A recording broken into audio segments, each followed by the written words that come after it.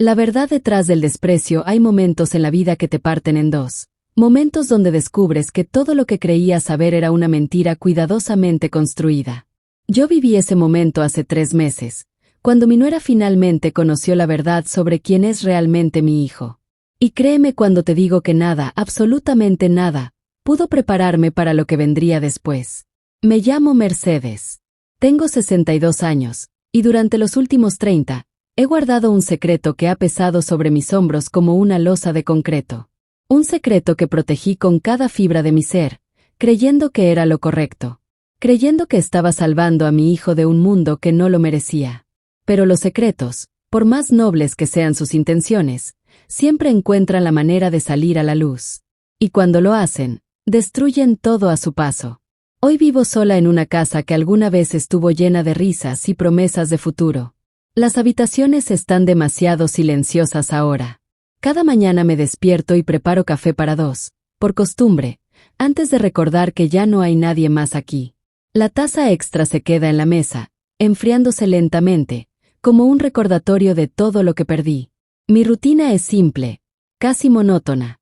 Me levanto al amanecer, cuando la luz apenas comienza a filtrarse por las cortinas de encaje que yo misma cosí hace 20 años. Preparo el desayuno que nadie comparte conmigo. Leo el periódico en la mesa de la cocina, donde solíamos sentarnos los 3 cuando mi hijo todavía vivía aquí, cuando mi esposo aún estaba vivo. Los vecinos me saludan con esa mezcla de lástima y respeto que se reserva para las viudas de cierta edad. Buenos días, doña Mercedes, dicen, inclinando ligeramente la cabeza. No saben nada. Nadie sabe nada. Y durante mucho tiempo, creí que eso era lo mejor. Hay una fotografía en la sala que miro cada día. Mi hijo Daniel a los 5 años, sonriendo con esa alegría pura que solo tienen los niños que aún no conocen el dolor. Sus ojos brillantes, su cabello despeinado, sus manos pequeñas aferradas a un juguete que ya no recuerdo qué era. A veces me quedo mirando esa foto durante horas, preguntándome en qué momento todo comenzó a torcerse. En qué momento mi amor de madre se convirtió en la jaula que lo aprisionó. El cajón de mi cómoda permanece cerrado con llave. Dentro guardo documentos que no he tenido el valor de mirar en años. Certificados, papeles legales, cartas que nunca envié y otras que recibí pero nunca respondí. Cada vez que paso frente a ese mueble, siento el peso de lo que contiene, como si los secretos tuvieran masa física y gravitaran sobre mí. Las noches son lo peor. Cuando el silencio se vuelve tan denso que puedo oírlo, cuando cada crujido de la casa me sobresalta, cuando los recuerdos llegan sin invitación y se instalan en mi mente como huéspedes indeseados. Me acuesto en mi lado de la cama, dejando el otro lado intacto, como si mi esposo fuera a volver en cualquier momento.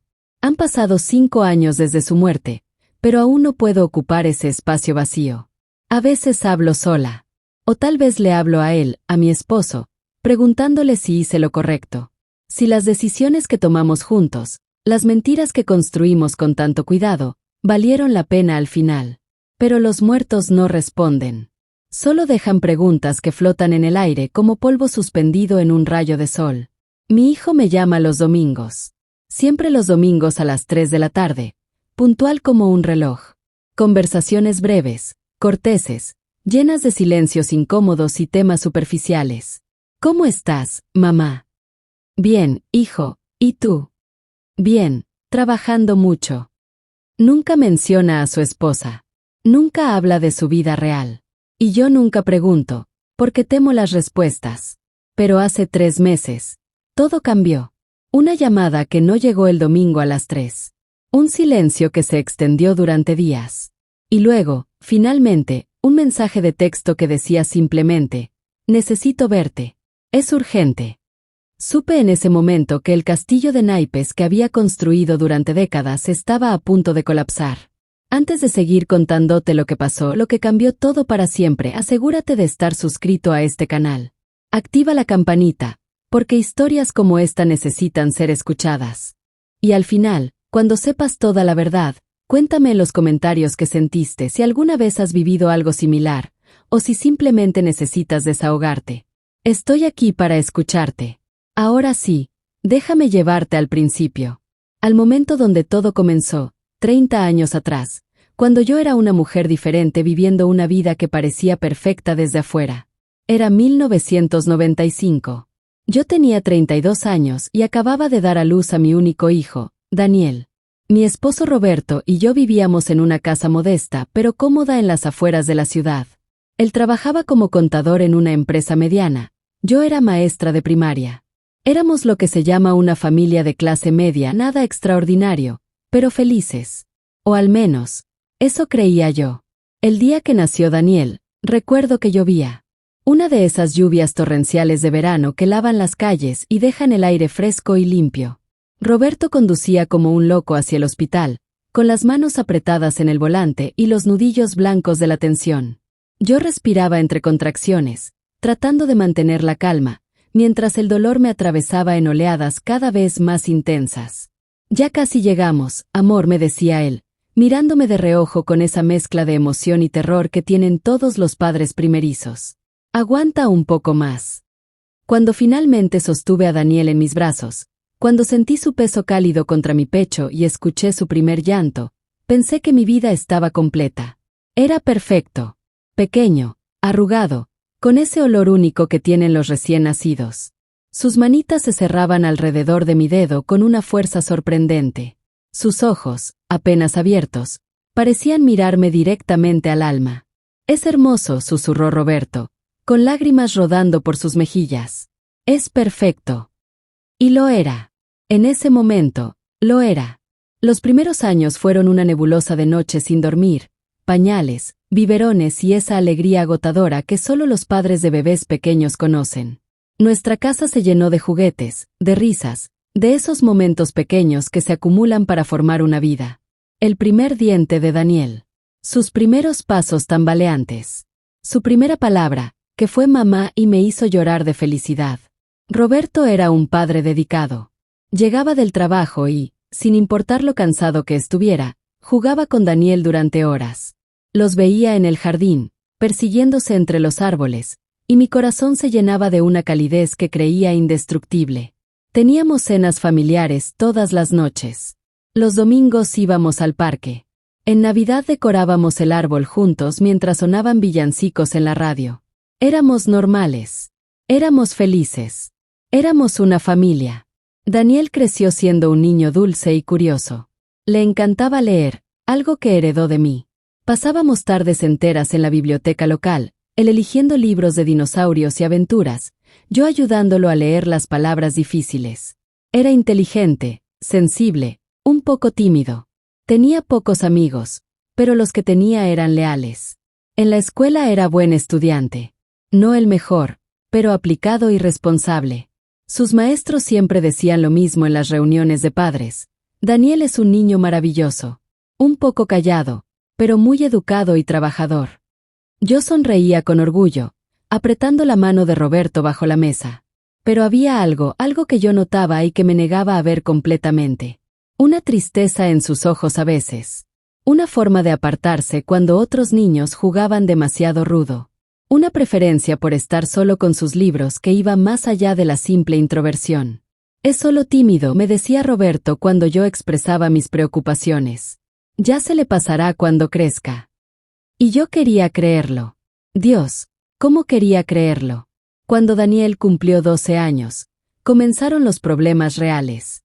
No eran problemas grandes, no al principio. Solo pequeñas señales que yo interpretaba mal o ignoraba por completo. Llegaba a casa con la ropa sucia o rasgada.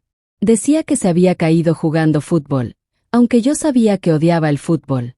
Tenía moretones que explicaba con excusas cada vez menos creíbles. Una tarde lo encontré llorando en su habitación, con la puerta cerrada. Toqué suavemente. Daniel, mi amor, ¿qué pasa? Nada, mamá. Estoy bien. Pero no estaba bien. Podía oírlo en su voz quebrada, en los sollozos que trataba de ocultar. Déjame entrar, por favor. Silencio. Luego, el sonido de la cerradura. Abrió la puerta con los ojos rojos e hinchados, tratando de sonreír. De verdad estoy bien. Solo es un mal día. Lo abracé. Sentí su cuerpo tenso, resistente al principio, antes de finalmente relajarse y aferrarse a mí como cuando era pequeño. No dijo nada más. Y yo no presioné, porque tenía miedo de las respuestas. Esa noche, Roberto y yo hablamos en susurros en nuestra habitación. Algo le está pasando, le dije. Algo en la escuela. Tal vez está siendo acosado, sugirió Roberto, frunciendo el ceño. Hablaré con él mañana. Pero cuando Roberto habló con Daniel, nuestro hijo se cerró como una ostra. No es nada, papá. Solo algunos chicos que molestan. ¿Puedo manejarlo? ¿Puedo manejarlo?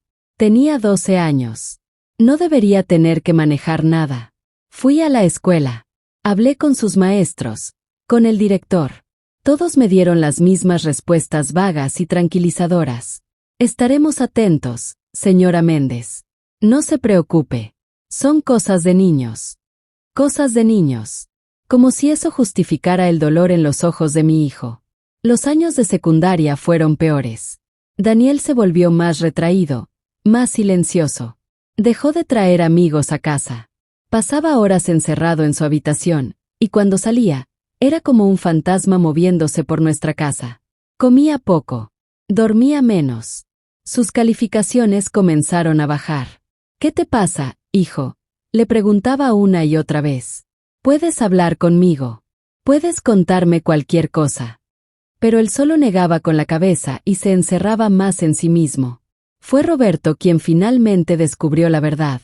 O al menos, parte de ella. Una noche llegó a casa más temprano de lo habitual. Yo estaba en la cocina preparando la cena cuando escuché voces elevadas arriba. Subí corriendo las escaleras y encontré a Roberto en la habitación de Daniel, sosteniendo algo en sus manos. Daniel estaba de pie frente a él, con la cara pálida y los ojos llenos de terror. ¿Qué es esto?, preguntaba Roberto, su voz temblando de una emoción que no podía identificar. ¿Qué demonios es esto, Daniel? Me acerqué. En las manos de Roberto había una revista. No cualquier revista. Una revista con hombres en la portada. Hombres semidesnudos, posando de maneras que no dejaban lugar a dudas sobre su contenido. El mundo se detuvo. Papá, yo. Daniel trataba de hablar, pero las palabras se atascaban en su garganta. ¿Dónde conseguiste esto? Roberto seguía preguntando, ahora con la voz más alta, más dura. ¿De dónde sacaste esta porquería? Roberto, dije suavemente, tocando su brazo. Pero él se apartó. No, Mercedes. Esto es inaceptable. Daniel, respóndeme. ¿Qué significa esto? Y entonces mi hijo, mi dulce hijo de 15 años, con lágrimas rodando por sus mejillas, dijo las palabras que cambiarían todo. Significa que soy gay, papá. Soy gay. El silencio que siguió fue ensordecedor. Roberto se quedó inmóvil, mirando a Daniel como si fuera un extraño. La revista cayó de sus manos al suelo. Yo no podía moverme, no podía respirar, no podía procesar lo que acababa de escuchar. No, dijo Roberto finalmente, su voz apenas un susurro. No, no lo eres. Es solo una fase. Es solo.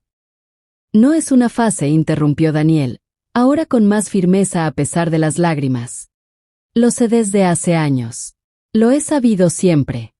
Roberto se dio la vuelta y salió de la habitación.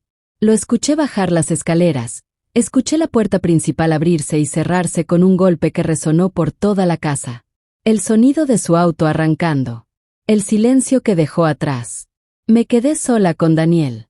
Mi hijo, que ahora me miraba con una mezcla de miedo y desafío, esperando mi reacción. Esperando que yo también lo rechazara. Me acerqué a él lentamente. Lo abracé. Sentí su cuerpo temblar contra el mío mientras sollozaba, liberando años de secretos guardados, de dolor escondido, de miedo a ser rechazado por las personas que más amaba. Está bien, susurré contra su cabello. Está bien, mi amor. Todo va a estar bien. Pero mientras lo sostenía, mientras trataba de consolarlo, una parte de mí se preguntaba si realmente todo estaría bien. Si podríamos sobrevivir a esta revelación. Si nuestra familia podría permanecer intacta. Roberto no regresó esa noche. Ni la siguiente. Cuando finalmente volvió a casa 3 días después, era un hombre diferente. Más frío, más distante. Se movía por la casa como un autómata, evitando a Daniel, evitándome a mí cuando trataba de hablar con él sobre lo que había pasado. Necesitamos hablar, le dije una noche después de que Daniel se fuera a dormir. No hay nada de qué hablar, respondió él, sin levantar la vista del periódico que fingía leer. Roberto, es nuestro hijo. Exactamente. Es nuestro hijo. Y no voy a permitir que arruine su vida con esta confusión. No es confusión. Él sabe quién es. Roberto finalmente me miró. Sus ojos estaban llenos de un dolor que nunca había visto antes. ¿Sabes lo que significa esto, Mercedes? ¿Sabes cómo lo van a tratar? ¿Cómo nos van a ver a nosotros? Esto no puede ser real. Tiene que haber una forma de arreglarlo. No hay nada que arreglar. Él no está roto. Claro que sí. Roberto se puso de pie bruscamente, tirando el periódico al suelo. Esto no es normal.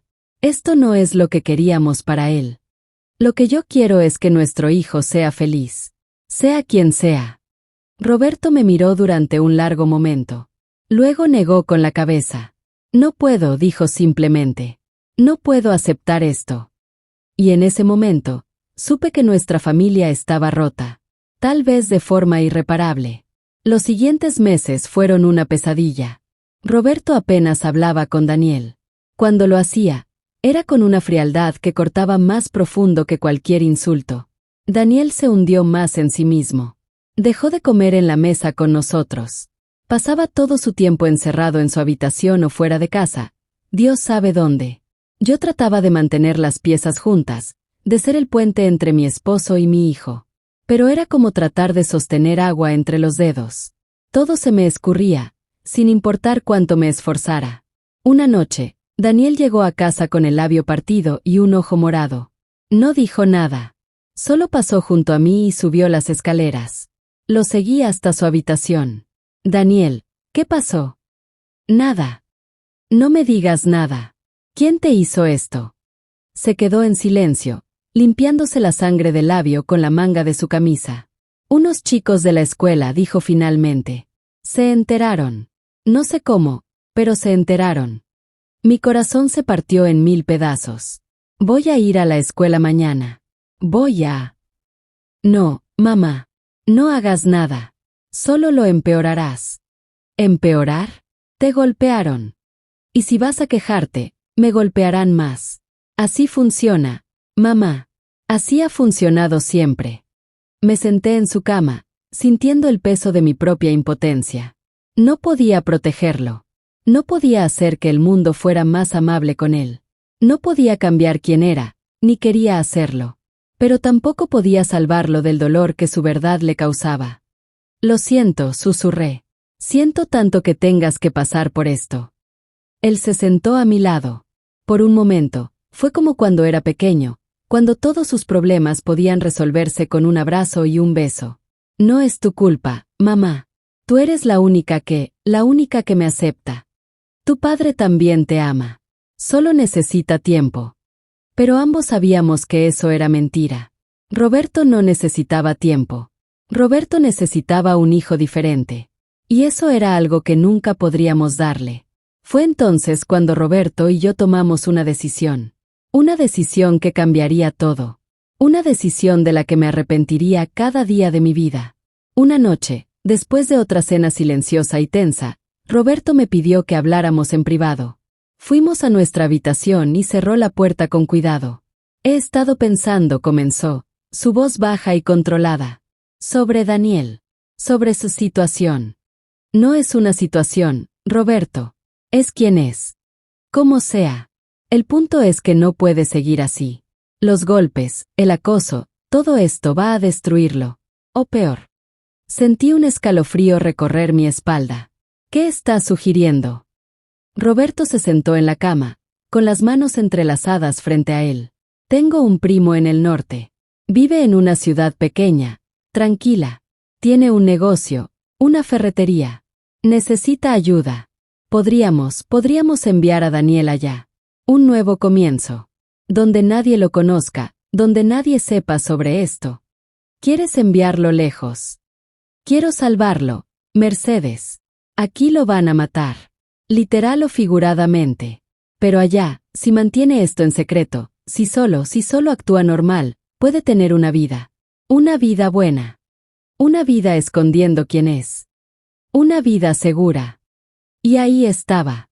La elección imposible. La seguridad de mi hijo a cambio de su autenticidad. Su vida a cambio de su verdad. No sé, Roberto. No sé si es lo correcto. ¿Y qué es lo correcto, Mercedes? ¿Dejarlo aquí para que lo torturen cada día? ¿Esperar a que un día llegue a casa más que golpeado?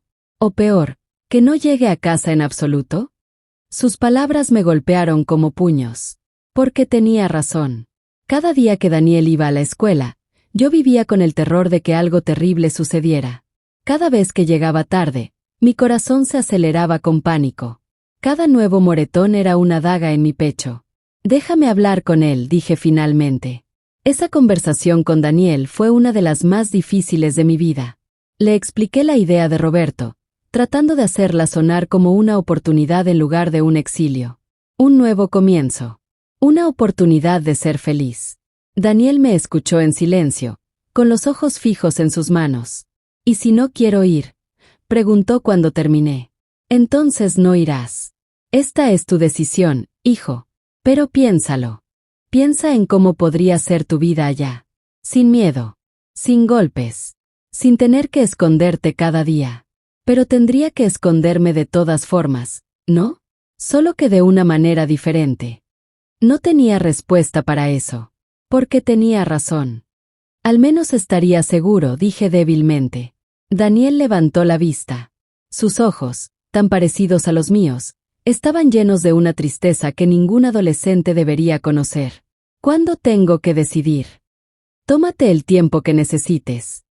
Pero ambos sabíamos que no había mucho tiempo. Cada día que pasaba, las cosas empeoraban. Los insultos se volvían más crueles. Los golpes más frecuentes. El aislamiento más completo. Una semana después, Daniel aceptó. No porque quisiera, sino porque no veía otra opción. Y esa fue la primera gran traición de mi vida como madre, permitir que mi hijo sintiera que tenía que huir de quien era para estar seguro. Lo ayudé a empacar. Ropa, libros, algunas fotografías. Sus posesiones cabían en 2 maletas, como si 16 años de vida pudieran condensarse en tan poco espacio. Roberto hizo los arreglos con su primo. Daniel terminaría la preparatoria allá, luego trabajaría en la ferretería mientras decidía qué hacer con su vida. ¿Y si no funciona? Me preguntó Daniel la noche antes de irse. ¿Y si allá también me descubren? No lo harán. Serás cuidadoso. Y si algo pasa, siempre puedes volver a casa. Pero incluso mientras decía las palabras, sabía que eran huecas. No había vuelta a casa. No realmente. Estábamos enviándolo al exilio, y todos lo sabíamos. El día que se fue, llovía. Como el día que nació. Una lluvia suave y persistente que empañaba las ventanas y hacía que todo se viera borroso. Lo abracé en la puerta, memorizando el olor de su cabello, el peso de su cuerpo contra el mío, sabiendo que cuando lo volviera a ver, sería diferente. Más viejo. Más duro. Más roto. Te amo, le susurré. Nunca lo olvides. No importa lo que pase, te amo exactamente como eres. Yo también te amo, mamá. Roberto lo llevó a la estación de autobuses. No fui. No pude. Me quedé en casa, mirando por la ventana, viendo la lluvia caer y sintiendo como si estuviera enterrando a mi hijo vivo. Y en cierto modo, lo estaba. Los primeros meses fueron los más difíciles. Daniel llamaba cada semana, conversaciones breves donde me contaba sobre su nueva escuela, su nuevo trabajo, su nueva vida. Sonaba bien. Sonaba normal. Y eso debería haberme hecho feliz. Pero solo me hacía sentir vacía. Roberto parecía aliviado. ¿Ves?, me decía. Fue la decisión correcta. Está mejor allá. Pero yo no estaba segura. No estaba segura de nada. Los años pasaron. Daniel se graduó de la preparatoria. Siguió trabajando con el primo de Roberto. Nos visitaba 1 o 2 veces al año. Siempre breves visitas llenas de conversaciones superficiales y silencios incómodos. Era cortés, educado, distante, como un extraño que compartía nuestro apellido. Nunca mencionaba amigos. Nunca hablaba de su vida personal. Nunca, ni una sola vez, mencionó estar saliendo con alguien. Y yo no preguntaba, porque tenía miedo de las respuestas, o de la falta de ellas. Cuando Daniel tenía 23 años, conoció a Valeria. Lo supe por Roberto, quien lo supo por su primo. Aparentemente Daniel había empezado a salir con una chica del pueblo. Una chica normal, según las palabras del primo. Una chica que venía de una buena familia, que trabajaba en una tienda local, que era perfecta para él. Roberto estaba eufórico. ¿Ves? Sabía que era solo una fase. Sabía que con el tiempo lo superaría. Yo no dije nada, porque sabía la verdad. Daniel no había superado nada. Solo había aprendido a esconderse mejor. La primera vez que conocí a Valeria fue en Navidad de ese año. Daniel la trajo a casa, presentándola con una sonrisa que no llegaba a sus ojos. Mamá, papá, esta es Valeria, mi novia. Valeria era bonita. Cabello oscuro, ojos café, sonrisa amable. Educada y dulce. El tipo de chica que cualquier madre querría para su hijo. Excepto que yo sabía que esto era una mentira. Una actuación. Una forma más de esconderse. Durante esa visita, observé a Daniel con Valeria. La forma en que la tocaba, cariñoso pero sin pasión. La forma en que la miraba, con afecto pero sin deseo. La forma en que interpretaba el papel de novio enamorado con la precisión de un actor ensayado. Y Valeria. Valeria parecía genuinamente enamorada de él. Se reía de sus chistes. Se apoyaba en él cuando estaban sentados. Hablaba de planes futuros con una ilusión que me partía el corazón porque sabía que estaba construida sobre una mentira. Una noche, después de que Valeria se fuera a dormir en la habitación de huéspedes, encontré a Daniel solo en la cocina, tomando agua. ¿Puedo hablar contigo? Pregunté suavemente. Él se tensó. Claro, mamá. Nos sentamos a la mesa, el mismo lugar donde habíamos tenido tantas conversaciones a lo largo de los años. Daniel sobre Valeria. Es una buena chica, ¿verdad? Me interrumpió, su voz demasiado alegre, demasiado forzada. Papá parece muy contento. Sí, parece muy contento. Hice una pausa. ¿Pero tú eres feliz? Daniel no respondió de inmediato. Miró su vaso de agua, girándolo lentamente entre sus manos. Estoy bien, mamá. Eso no es lo que pregunté. Silencio. Largo, pesado, lleno de todas las palabras que no podíamos decir. Ella me hace sentir normal, dijo finalmente. Cuando estoy con ella, puedo fingir que soy la persona que todos quieren que sea. Pero no eres tú mismo. Tal vez ser yo mismo no es una opción. Sus palabras me golpearon como un puñetazo. Porque yo había sido parte de eso. Yo había ayudado a crear esta situación donde mi hijo sentía que tenía que esconder su verdadero ser para ser amado, para ser seguro, para ser aceptado. Daniel, si no la amas. La quiero, me interrumpió. De verdad la quiero. Es dulce y amable y me acepta. ¿No es suficiente? No si no eres honesto con ella. No si estás viviendo una mentira. Daniel me miró con ojos cansados, demasiado viejos para su edad. Toda mi vida es una mentira, mamá. Al menos esta mentira me mantiene seguro. Me mantiene aceptado. No supe qué responder a eso. Porque tenía razón. La mentira lo mantenía seguro. La verdad solo le había traído dolor. Esa noche, acostada en mi cama junto a Roberto, quien roncaba satisfecho creyendo que su hijo finalmente era normal, lloré en silencio. Lloré por el niño que había sido Daniel, lleno de alegría y curiosidad. Lloré por el adolescente que había sufrido tanto. Y lloré por el hombre en que se había convertido, viviendo una vida que no era suya, amando a una mujer que no podía amar de la forma que ella merecía. Y me culpé. Me culpé por cada decisión que había tomado, por cada vez que había elegido su seguridad sobre su autenticidad, por cada momento en que había permitido que el miedo dictara nuestras vidas. Pero el daño estaba hecho. Y no sabía cómo deshacerlo. Daniel y Valeria se casaron 2 años después. Fue una boda pequeña en el pueblo donde vivían. Roberto lloró de felicidad durante la ceremonia. Yo también lloré, pero no de felicidad. Lloré viendo a mi hijo prometer amor eterno a una mujer mientras sus ojos permanecían vacíos. Lloré viendo a Valeria radiante en su vestido blanco, sin saber que estaba casándose con un fantasma. Lloré por todas las mentiras que se dijeron ese día, envueltas en flores y música y felicitaciones. Los primeros años de su matrimonio, según lo que Daniel me contaba en nuestras llamadas cada vez más espaciadas, fueron buenos. Trabajaban juntos en la ferretería, que ahora era de ellos después de que el primo de Roberto se retirara. Vivían en una casa modesta pero cómoda. Tenían una vida normal. Pero yo podía oír la tensión en su voz.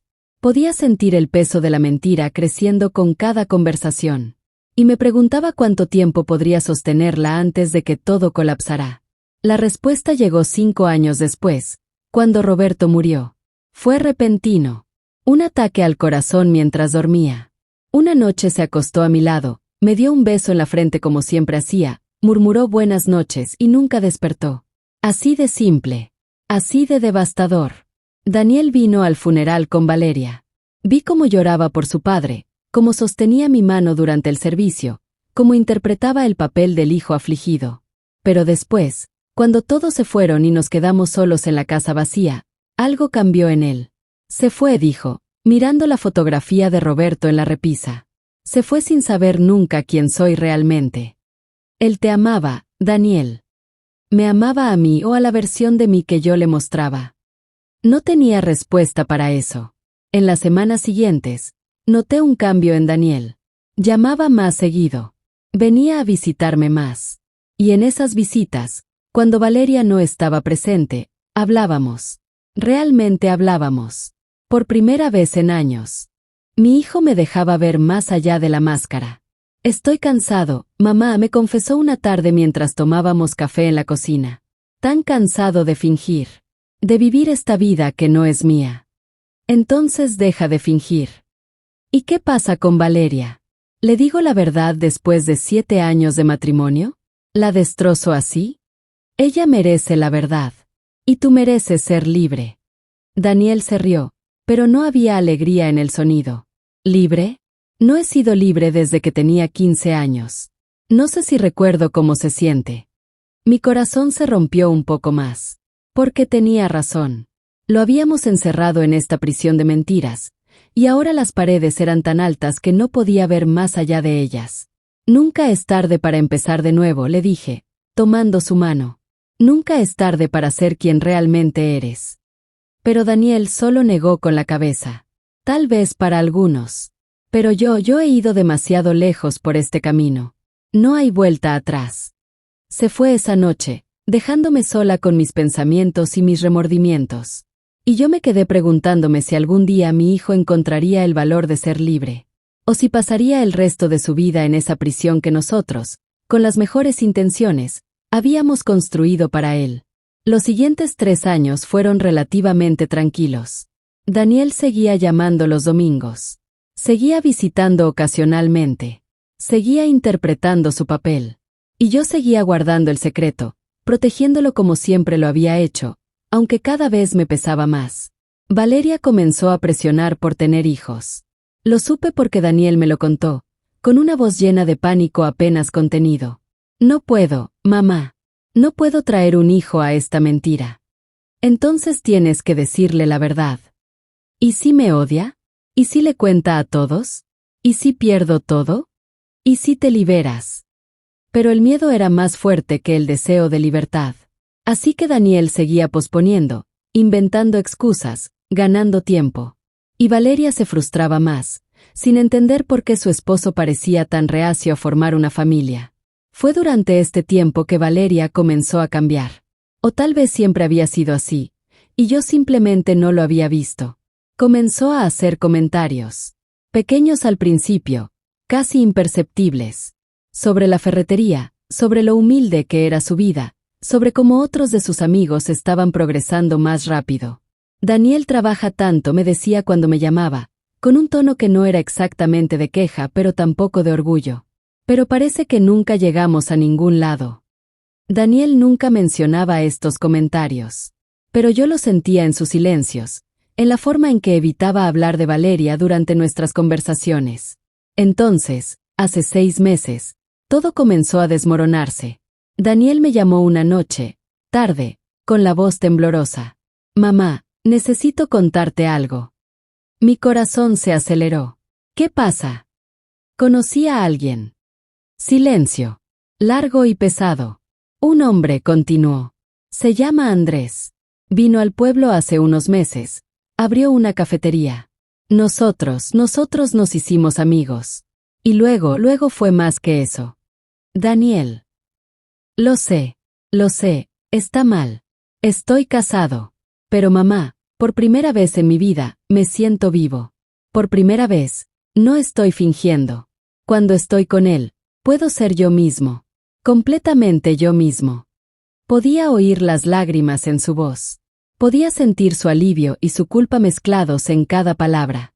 ¿Valeria lo sabe? No. Nadie lo sabe. Solo tú. ¿Y qué vas a hacer? No lo sé, mamá. Sé que debería dejar a Valeria. Sé que debería ser honesto.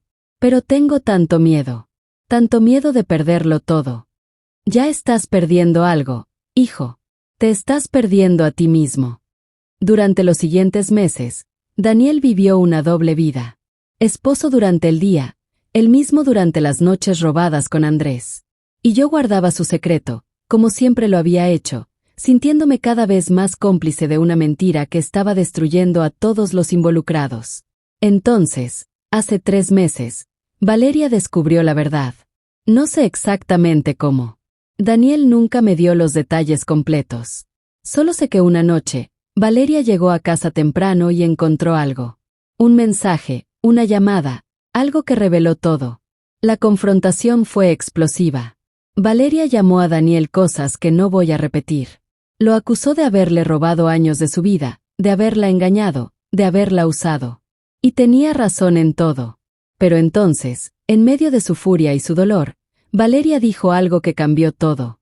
Siempre supe que había algo raro en ti, gritó. Siempre supe que eras menos hombre. Por eso nunca pudiste darme hijos. Por eso vivimos en esta miseria. Porque eres un fracasado. Un pobre diablo que no sirve para nada.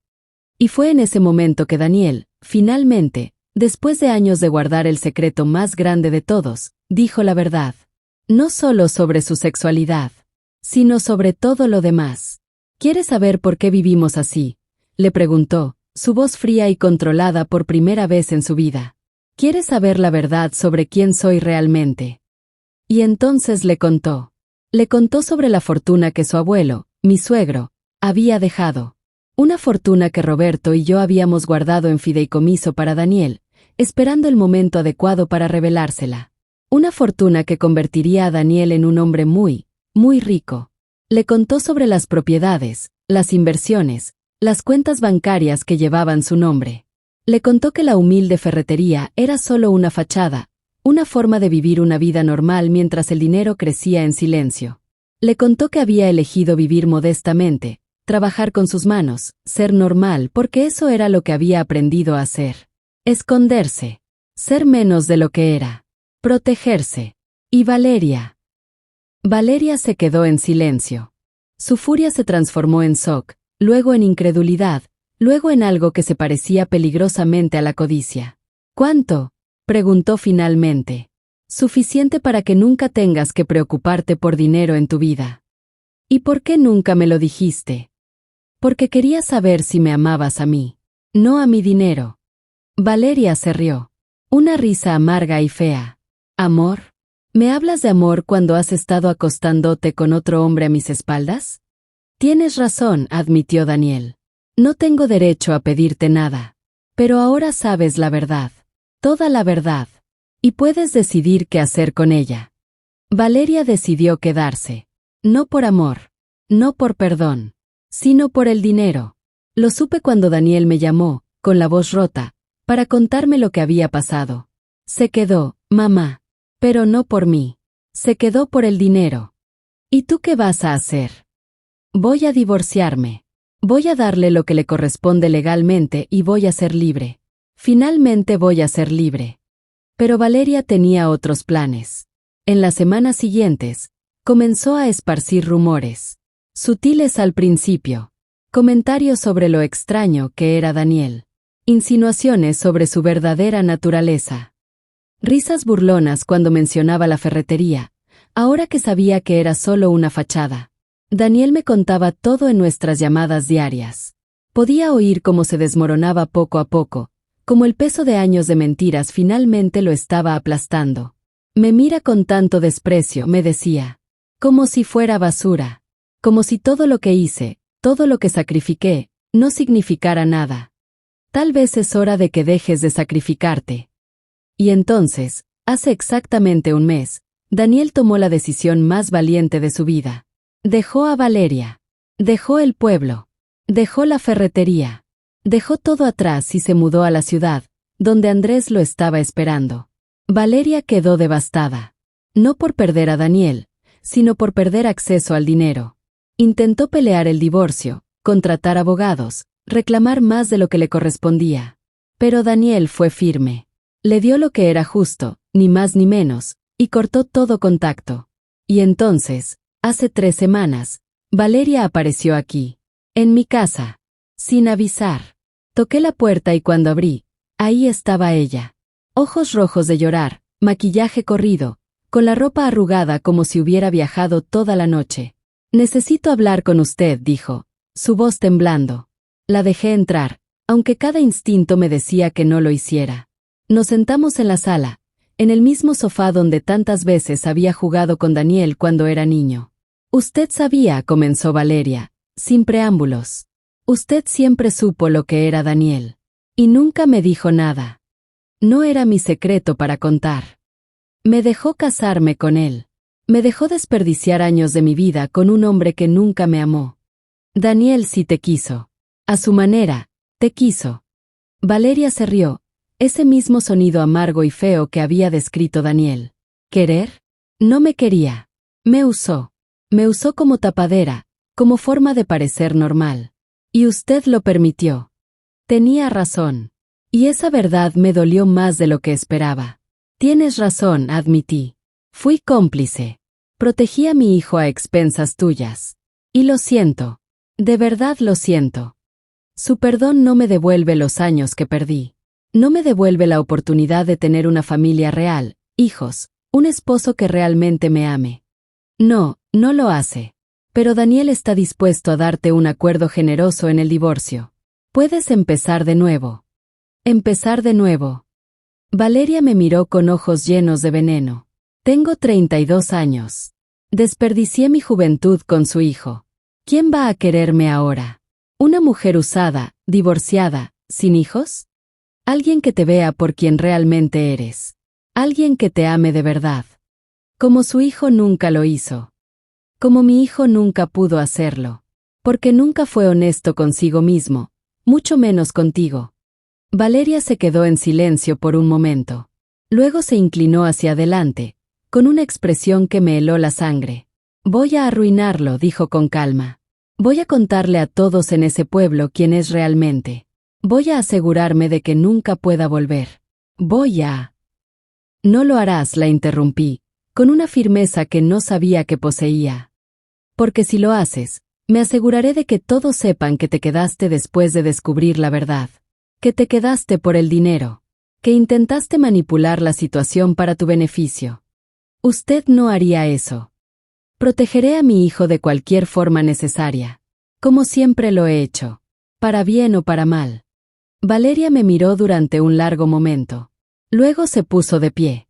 Ambos son iguales, dijo. Mentirosos. Manipuladores.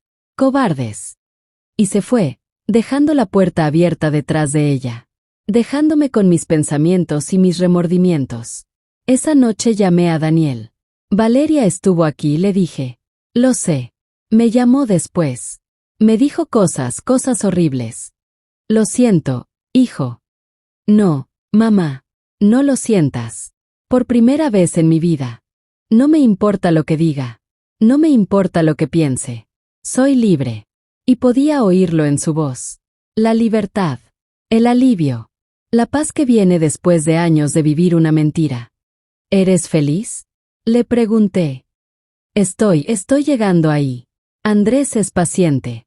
Me está ayudando a descubrir quién soy realmente, después de tantos años de ser alguien más. Es difícil. Aterrador. Pero sí, mamá. Creo que finalmente estoy en camino a ser feliz. Lloré esa noche.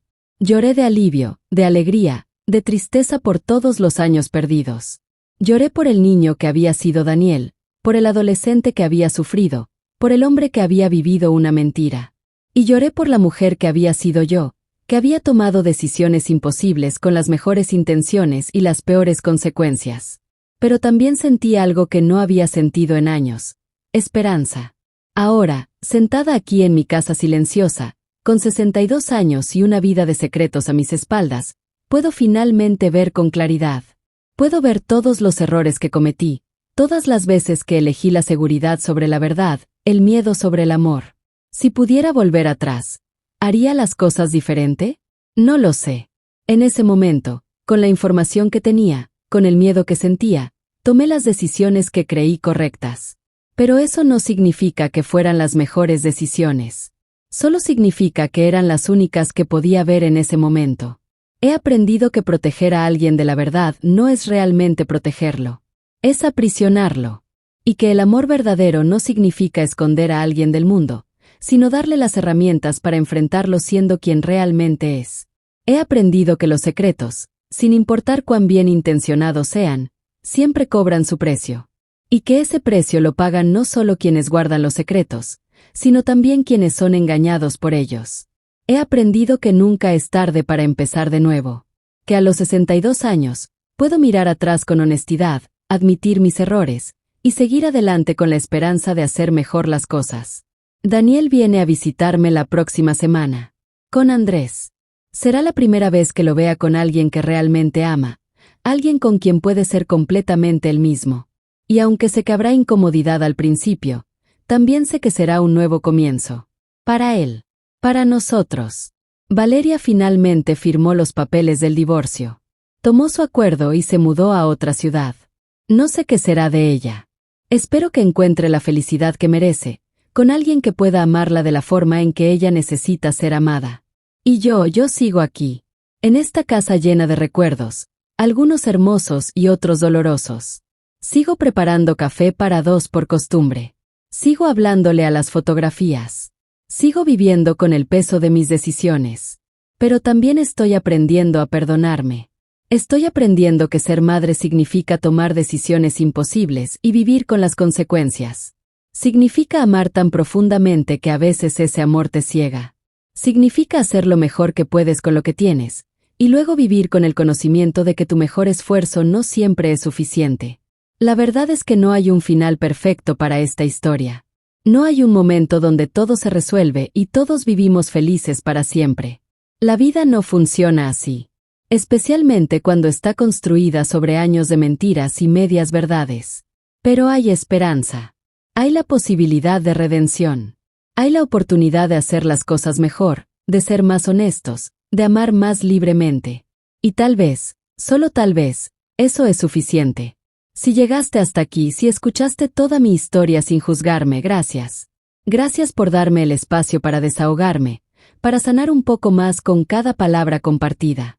Gracias por permitirme ser honesta sobre mis errores, mis miedos, mis fracasos como madre.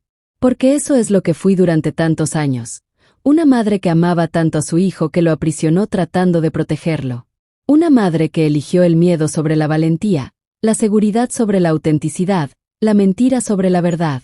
Pero también fui una madre que nunca dejó de amar, que nunca dejó de luchar, que nunca abandonó a su hijo, incluso cuando el camino que elegí resultó ser el equivocado. Y ahora soy una madre que está aprendiendo. Aprendiendo que amar significa soltar, que proteger significa dar libertad, que la verdad, por dolorosa que sea, siempre es mejor que la mentira más cómoda.